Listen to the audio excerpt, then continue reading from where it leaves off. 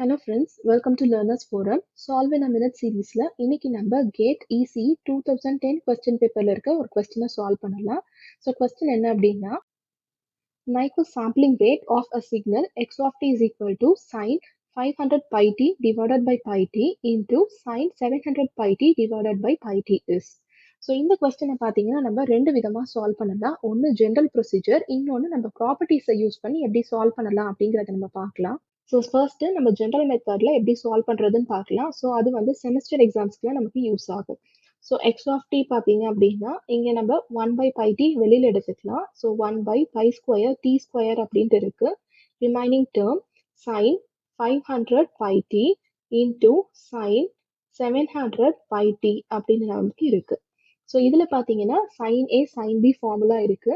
So sine A sine பியோட formula என்ன அப்படின்னா which is equal to 1/2 into cos a minus b minus cos a plus b அப்படின்னு நமக்கு கிடைக்கும்.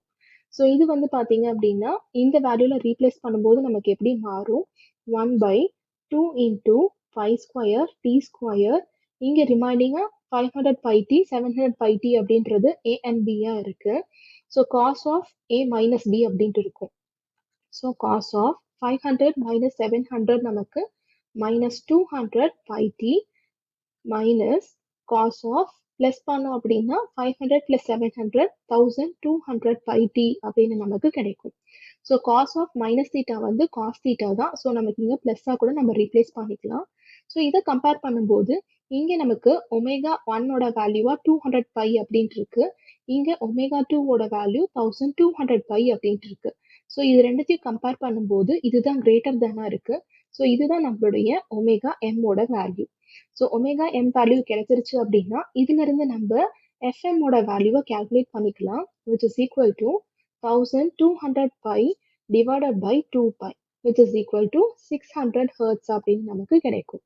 So இதுல இருந்து நமக்கு தேவையான சாம்பிளிங் ரேட், அதாவது எஃப்எஸ் ஓட வேல்யூ வந்து is equal to twice the value of fm which is 2 into 600 அப்படின்னு சப்ஸ்டியூட் பண்ணோம் அப்படின்னா 1200 ஹெர்ட்ஸ் அப்படின்னு நமக்கு கிடைக்கும். ஸோ இதுதான் கொடுத்துருக்க கொஸ்டினுக்கான ஆன்சர். அண்ட் கொடுத்துருக்க ஆப்ஷன்ல பார்த்தீங்கன்னா இந்த ஃபர்ஸ்ட் ஆப்ஷனோட மேட்ச் ஆகுது. இதுதான் நம்மளுடைய கரெக்ட் ஆன்சர். ஸோ இதே கொஸ்டினை நம்ம ப்ராப்பர்ட்டிஸை யூஸ் பண்ணி இப்போ சால்வ் பண்ணி பார்க்கலாம்.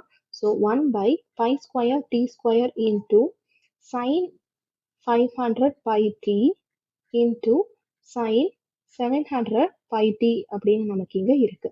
இதை நம்ம x1 of t அப்படின்னு எடுத்துக்கலாம். இதை நம்ம x2 of t அப்படின்னு எடுத்துக்கலாம். ஸோ ரெண்டு சிக்னல்ஸை இந்த மாதிரி மல்டிப்ளைட் ஃபார்ம்ல இருக்கும்போது இதனுடைய சாம்பிளிங் ஃப்ரீக்வன்சிஸ் நமக்கு எப்படி இருக்கும் அப்படின்னா fs1 + fs2 அப்படின்னு கிடைக்கும் அப்படின்னு நம்ம ப்ராப்பர்ட்டியில் பார்த்துருப்போம். ஸோ இண்டிவிஜுவலாக ஃபர்ஸ்ட் நம்ம என்ன பண்ணலாம் அப்படின்னா இதனுடைய சாம்பிளிங் ஃப்ரீக்வன்சிஸை நம்ம கண்டுபிடிக்கலாம். ஸோ இதுல இருந்து ஃபர்ஸ்ட் நம்ம f1 எடுத்துக்கிட்டோம் அப்படின்னா which is equal to இங்கே நமக்கு ஒமேகா வேல்யூவா 500 π அப்படின்னு இருக்கு.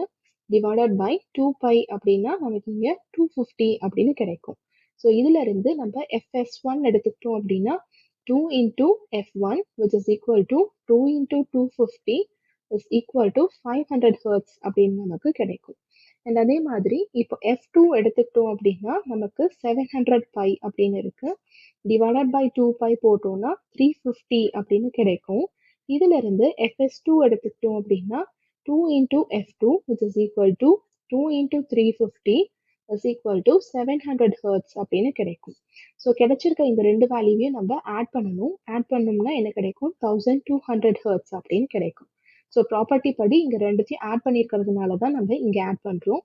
ஸோ ஃபர்ஸ்ட் மெத்தட்லையும் பார்த்தீங்கன்னா நமக்கு 1200 அப்படின்னு தான் கிடைச்சிருக்கு. இங்கேயும் நமக்கு 1200 அப்படின்னு தான் கிடைச்சிருக்கு.